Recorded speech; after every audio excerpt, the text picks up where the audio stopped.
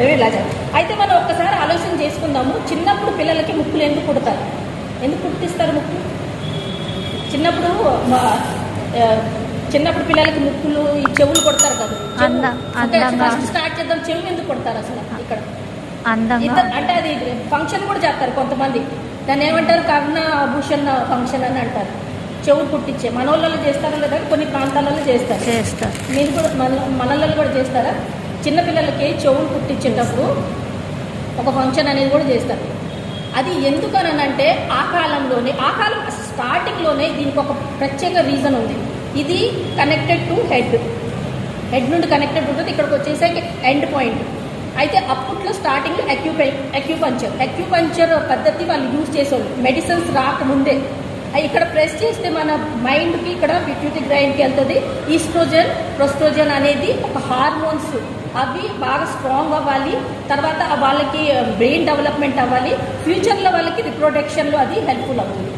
అది చాలా ఇంపార్టెంట్. అందుకనే ఆడపిల్లలకు ప్రత్యేకంగా ఈ చెవులు కుట్టిస్తారు. ఎందుకనంటే అది వాళ్ళకి ఇప్పుడు గర్భధారం చెయ్యాలని అంటే వాళ్ళకి ఈస్ట్రోజన్, ప్రొస్ట్రోజన్ అనే హార్మోన్స్ కరెక్ట్గా ఉండాలి. అందుకనే వాళ్ళకి ఫస్ట్ ఇక్కడ చెవు కుట్టేస్తారు. ఇది ఇక్కడ నుండి మన మైండ్కి కనెక్ట్ అవుతుంది, వాళ్ళకి డెవలప్మెంట్.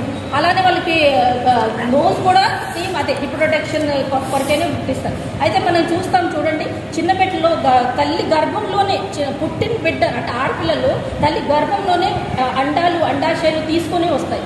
అంటే నేనున్నాను అనుకోండి, సపోజు నా లైఫ్ లాంగ్ నాకు ఎన్ని అండాశయాలు ఉండాలో నా తల్లి గర్భంలోనే దేవుడు నిర్మించాడు. మనందరికీ దేవుడు మన తల్లి గర్భంలో ఉన్నప్పుడే మనకు అన్ని అండాశయాలు అవి ల్యాక్స్లో ఉంటాయి, లక్షల్లో ఉంటాయి. ఆ లక్షల్లో ఉంటాయి. తర్వాత అది ఇప్పుడు మనం ఏమనుకుంటున్నాం, ఈరోజు మనం ఎందుకు మ్యాచ్యూర్ ఫంక్షన్ కూర్చున్నప్పుడు ఇప్పుడు 14 years వచ్చాక ఆమె మ్యాచ్యూరిటీకి వచ్చినాక అక్కడ నుండి స్టార్ట్ అవుతాయి అన్నమాట. ఇప్పుడు అండము ఒక్కోటి ప్రతి నెల ఒక్కోటి రిలీజ్ అవడానికి స్టార్ట్ అవుతుంది.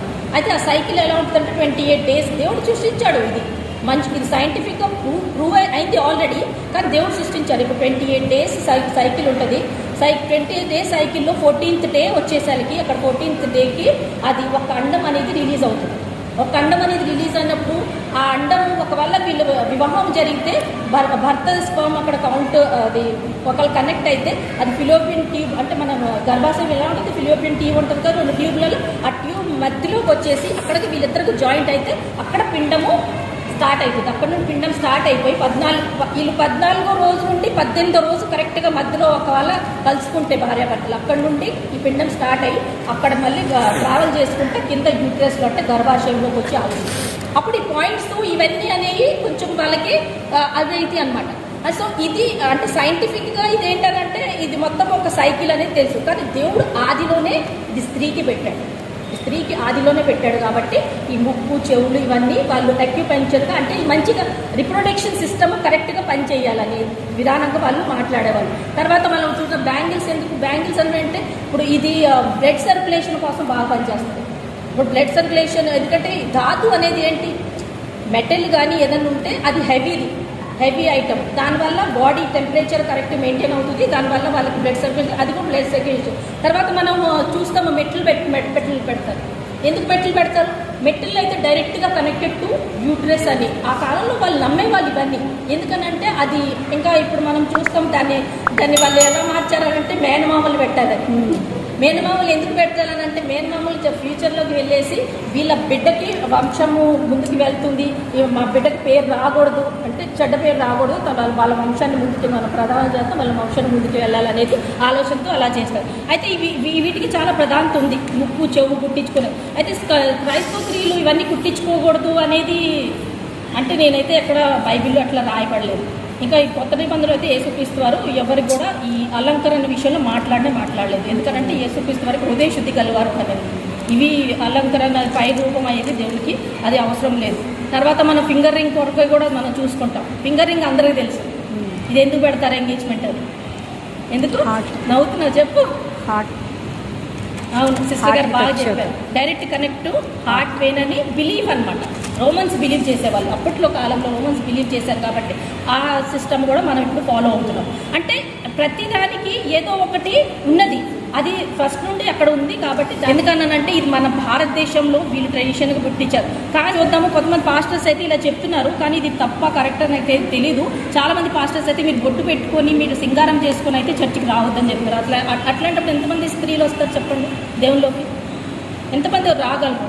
ఎందుకంటే కొంతమందికి కండిషన్ ఎలా ఉంటుంది అని అంటే ఇంట్లో వాళ్ళ భర్త నమ్ముకోలేదు ఇంకా, కానీ అతనికి ఆమె బొట్టు పెట్టుకుంటేనే ఇష్టం, ఆమె పంపుతున్నాడు చర్చికి. కానీ నువ్వు ఇక్కడికి వచ్చేసరికి ఆమెకు ఆ రిస్ట్రిక్షన్ పెడితే ఆమె భర్త మాట వినాలా, ఇప్పుడు అయ్యగారి మాట వినాలా, పాస్టర్ గారి మాట, ఎవరి మాట వినాలి? భర్త మాట వినాలి. ఎందుకంటే స్త్రీని లోబడిమని ఉండమని చెప్పారు, స్త్రీ లోబడిమని ఉండమని చెప్పారు కాబట్టి భర్త మాట వినాలి. కానీ అక్కడ దేవుని కూడా మళ్ళీ ఆమె దూరం అవుతుంది కదా. సో ఇలాంటి కొంత కండిషన్ మట్టికి అలా పెట్టొద్దని కూడా మనం తెలుసుకోవాలి. అయితే సియోను యెషయా గ్రంథంలో మనకు రాయబడి ఉన్నాయి కదా, మీకు మనకు తెలుసు కదా, సియోను కుమార్తెలు ఏం చేశారు? ఈ కడియాలు పట్టీలు ఇవన్నీ పెట్టుకొని వాళ్ళు ఒకసారి చదవండి. యెషయా గ్రంథము 3వ అధ్యాయము 16వ వచనం చదవండి. వాళ్ళు ఎందుకు అలా చేసేవాళ్ళు అని అంటే వాళ్ళు చూడండి. మరియు యెహోవా సెలవిచ్చినదేమనగా, సియోను కుమార్తెలు గర్విష్ఠురాండ్రై మెడచాచి నడుచుచు ఓరచూపులు చూచుచు పులుకుతో నడుచుచు తమ కాళ్ళ గజ్జలను మ్రోగించుచున్నారు. అంటే ఇక్కడ ఏంటనంటే పెట్టుకోవచ్చు, అక్కడ సియోను కుమార్తెలు ఈ యెరూషలేం కుమార్తెలు పెట్టుకున్నారు, కానీ నువ్వు దాన్ని ఓరగా అంటే వేరే విధంగా అంటే నాకు ఇంత ఉంది అంత ఉంది, లేకపోతే నేనే కొంచెం అందంగా అంటే తనకు సెల్ఫ్ మనం ప్రొజెక్ట్ చేసుకుంటే అది తప్పు అనేది ఇక్కడ చెప్తున్నారు. అలా చేస్తే కనుక అవన్నీ తీసేయబడతాయి. మళ్ళీ ముందు చెప్తాడు దాంట్లో, అదే వచనంలో మనం ముందు చదివితే అవన్నీ తీసేయబడితే నువ్వు ఎన్ని రకాల షాలు వేసుకుంటావు, ఆ షాలు కూడా తీసేసి నీ ఎంటుకలు కూడా మొత్తము ముండం అవుతుంది అనేది చెప్తున్నారు. అని అంటే ఇవి ఏంటనంటే దాని మీద కాన్సన్ట్రేషన్ చేయొచ్చు, please don't focus on that అని చెప్తున్నారు. అని దాని మీద చేయకుండా అదేవిధంగా పురుషులు స్త్రీల వేషం విషయంలో కూడా మనం మాట్లాడితే ద్వితీయోపదేశ కాండంలో మనకు తెలిసిన వాక్యం, పురుషులు స్త్రీల వస్త్రాలు ధరించకూడదు, స్త్రీలు పురుషుల వస్త్రాలు ధరించకూడదు అనేది. అయితే స్త్రీలు పురుషుల వస్త్రాలు ధరించకూడదు అంటే ఆ కాలంలో మరి పురుషులు ప్యాంట్ షర్ట్లు వేసుకున్నారా? అప్పుడు ప్యాంట్ షర్ట్లు లేవు కాదు, వాళ్ళ దుస్తులు వేరేగా ఉండేవి. అయితే ఇప్పుడు మనం వాళ్ళే వేసుకుంటున్నాం నైటీ.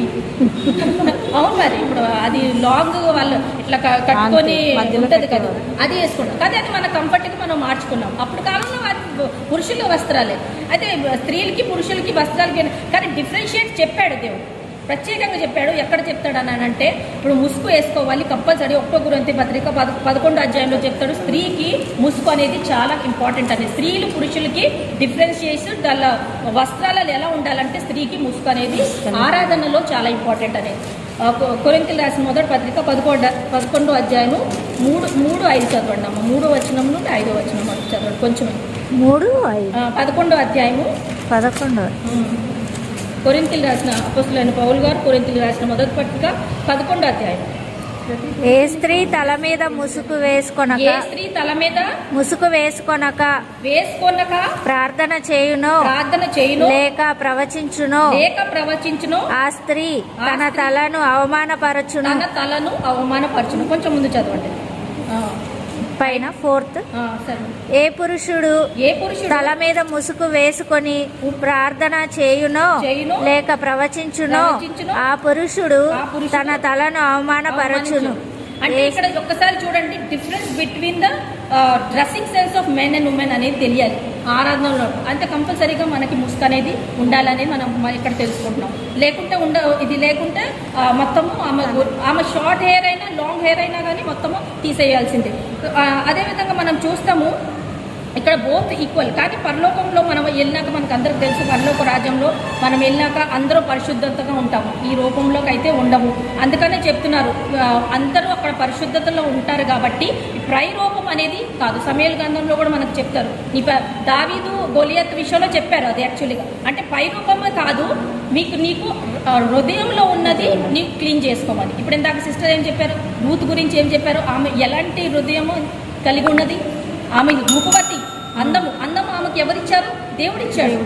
అందాన్ని చూపించుకొని ఆమె గర్వంగా ఫీల్ అయ్యి, లేకపోతే ఆమె ఇంకా ఆమెకు అవకాశం ఉంది, ఆమె యవనస్తురాలు, ఇంకా ఆమె విధవరాలు, అక్కడికి వెళ్ళి ఏదైనా ఆమె తప్పుల మార్గంలోకి వెళ్ళే అవకాశం ఉన్నా కానీ ఆమె తన పరిశుద్ధతను కాపాడుకుంటారు. అనేది. అంటే స్త్రీలల్లో మెయిన్ ఉండేది ఏంటనంటే నీకు పరిశుద్ధత లోపల నుండి రావాలి. నువ్వు పైన నుండి అలంకరణ అనేది అంత ఇంపార్టెన్స్ చూపించే దానికన్నా నీకు లోపల నుండి అది లోపల నుండి నీకు అలంకరణ కావాల్సినవి అవన్నీ వాటి మీద మనము ఎక్కువ ఫోకస్ చేయాలి.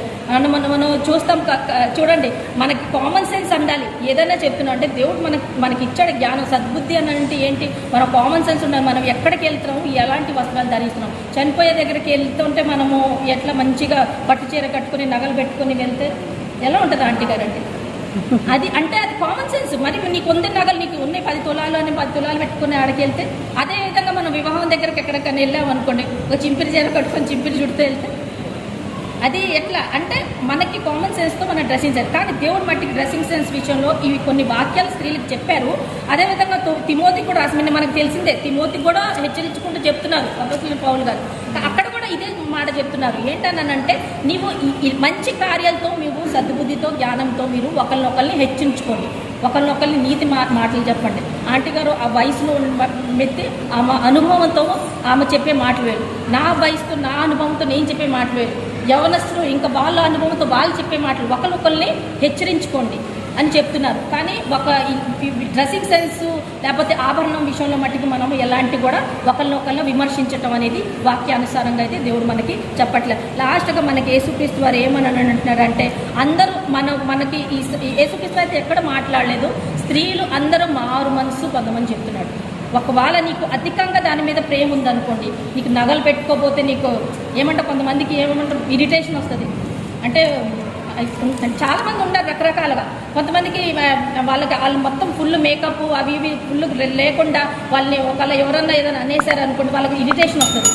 సో దేవుడు ఏమంటున్నాడు, యేసుక్రీస్తు వారు ఫస్ట్ యేసుక్రీస్తు వారు సువార్త మొదలుపెట్టినప్పుడు ఫస్ట్ వాక్యం ఏం చెప్పాడు యేసుక్రీస్తు వారు? మత్తయి సువార్త 4వ అధ్యాయం ఏం చెప్తాడు?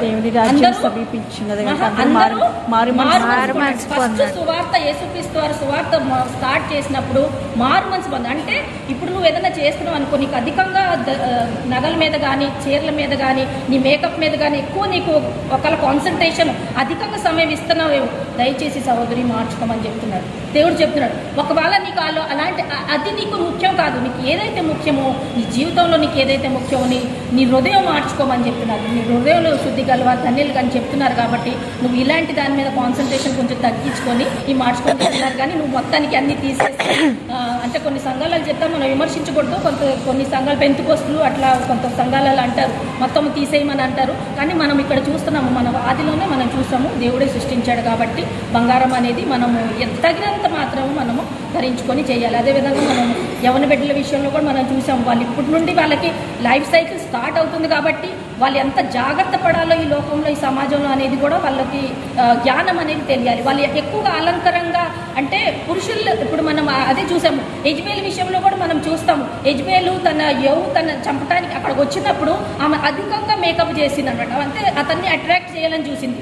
కానీ దేవుడు అక్కడ చూడండి ఎట్లా కార్యం జరిపించాడో, అక్కడ వాళ్ళ జనాల ద్వారానే ఆమె అక్కడ నుండి కింద పడేయబడింది. తర్వాత అక్కడ కుక్కల ద్వారా ఆమె రక్తం కూడా నాకబడింది. వాక్యానుసారంగా మనం తెలుసుకుంటున్నాం. కాబట్టి అధికంగా దాని మీద కాన్సన్ట్రేషన్ చేస్తే దాని ద్వారానే మీరు అక్కడే అయిపోతాం. అంటే మనం తగినంతగా మనము అనేది అంటే క్రైస్తవుల బిడ్డలకి మేకప్ అంటే నా ఒపీనియన్, నేను ఒపీనియన్ అనట్లేదు, బైబిల్లో రాయబడి ఉంది. కాబట్టి మేకప్ తగినంత చేసుకొని మనం సద్బుద్ధి కలిగి మనం దేవునికి ఇష్టానుసారంగా మనం జీవించుకుంటే దేవునికి అలా మనం మంచి సహోదరులుగా అంటే మనం దేవునికి నా కుమార్తె నాకు ఇష్టమైన బిడ్డ అని తన దగ్గర తీసుకుంటారు. యూత్ని ఎలా అయితే దగ్గర తీసుకొని తనకు జీవితాన్ని ఎంత బాగు చేస్తారు, అబిగేల్ని ఎలా అయితే దీవించాలి అలా దేవుడు మనం కూడా దీవిస్తాడు. కాబట్టి మనం ఈ మేకప్ విషయం అంటే నేను ఈ టాపిక్ మాట్లాడినానని ప్లీజ్ అంటే మీరు ఎవరైనా అనుకోపోకండి.